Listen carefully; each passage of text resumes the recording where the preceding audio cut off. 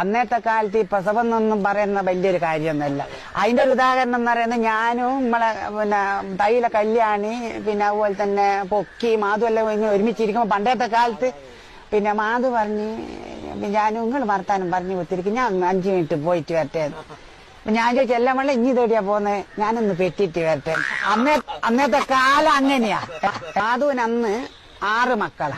മാധുവിന് 6 മക്കളാണെങ്കിൽ ഈനേണ്ട നോക്കുവാനാന്ന്. അങ്ങനെ മാധു കെട്ടിയോനോട് പറയൂ, വിഷ് എന്തെന്നാ ഇത് പിള്ളേരെ കൊണ്ട് 6 മക്കൾ എന്തിനും 2 പോരേനാ ഒരുപാട് ഇതിങ്ങനെ പറഞ്ഞ് പ്രശ്നമാക്കൂ. അങ്ങനെ മാധുവിന്റെ കെട്ടിയോ പൊക്കം വന്നിട്ട് സമാധാനിച്ചിട്ട് പിന്നെ മാധുവിന് 12 മക്കളങ്ങായിപ്പോയി.